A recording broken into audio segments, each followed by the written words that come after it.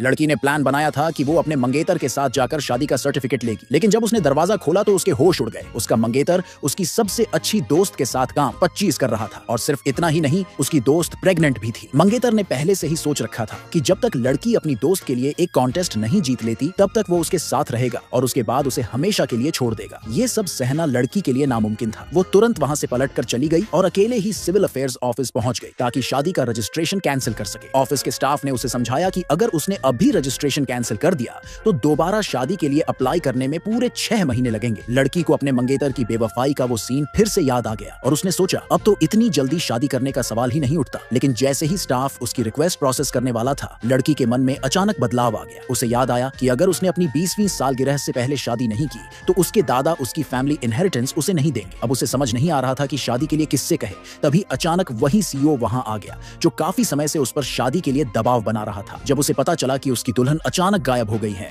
तो वो जाने ही वाला था, लेकिन लड़की ने उसे रोक लिया और शादी का ऑफर दे दिया। सीईओ को याद आया कि 3 साल पहले इसी लड़की ने उसकी जान बचाई थी। तब लड़की अपने मंगेतर से बहुत प्यार करती थी और उसने सीईओ का प्रपोजल ठुकरा दिया था, लेकिन अब हालात बदल चुके थे और सीईओ को मौका मिल गया था। वो तुरंत मान गया और दोनों ने शादी के लिए अप्लाई कर दिया। सीईओ तो इतना खुश था कि वो चाहता था कि लड़की जल्द से जल्द उसके साथ घर चले। लड़की ने भी हाँ कर दी ताकि उनकी फेक मैरिज असली लगे। लेकिन जैसे ही सीईओ वहां से निकला, उसका मंगेतर दौड़ता हुआ आया और लड़की पर इल्जाम लगाने लगा कि वो किसी अजनबी आदमी के साथ है। उसने ये भी कहा कि उसकी सबसे अच्छी दोस्त की तबीयत खराब हो गई है और उसे हॉस्पिटल जाना पड़ेगा, इसलिए शादी का रजिस्ट्रेशन फिर से टालना पड़ेगा। ये सुनते ही लड़की का गुस्सा फूट पड़ा। उसका मंगेतर पहले ही कई बार शादी की तारीख टाल चुका था और अब वो फिर से बहाने बना रहा था। जब दोनों की बहस खत्म होने का नाम ही नहीं ले रही थी तो उसकी दोस्त को चिंता होने लगी कि कहीं ये सब कल की कंपटीशन पर असर ना डाल दे। इसलिए वो गाड़ी से उतरकर लड़की को समझाने आई, लेकिन लड़की पहले से ही भड़की हुई थी। उसने गुस्से में अपनी दोस्त को जोर से धक्का दे दिया जिससे वो अचानक जमीन पर गिर गई। ये सुनकर उसका मंगेतर तिलमिला गया। उसने गुस्से में कहा कि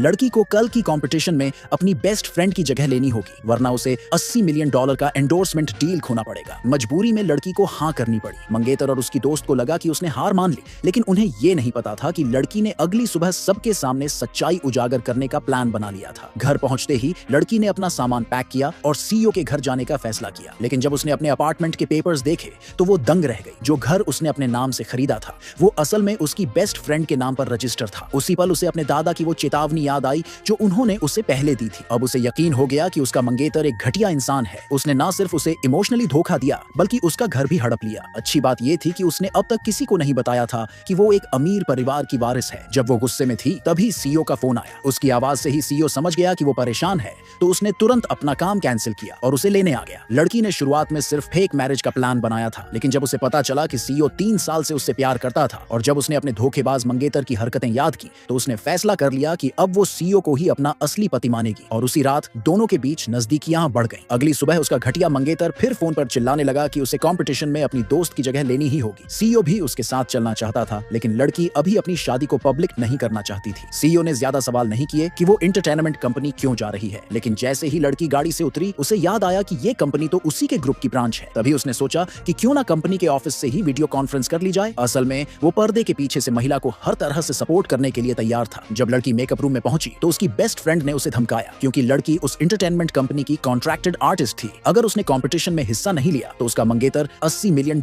की डील खो देगा। बेस्ट फ्रेंड को लगा कि लड़की डरकर मजबूरी में इस कंपटीशन में भाग ले रही है, लेकिन उसे क्या पता था कि लड़की का असली मकसद उसकी इमेज पूरी तरह बर्बाद करना था। लड़की ने 1 करोड़ों की कस्टम डिजाइनर ड्रेस पहनी और हाथों में एक ग्रीनरी का खूबसूरत गुलदस्ता लिया, जिससे डायरेक्टर काफी इंप्रेस हो गया। डायरेक्टर ने तुरंत अपने असिस्टेंट को बुलाया और लड़की के लिए एंडोर्समेंट कॉन्ट्रैक्ट लाने को कहा, लेकिन अगले ही पल लड़की ने सबके सामने अपना मास्क उतार दिया और खुलकर कहा, मैं यहाँ अपनी बेस्ट फ्रेंड की जगह लेने आई हूँ। ये प्लान मेरा मंगेतर खुद बनाकर आया था।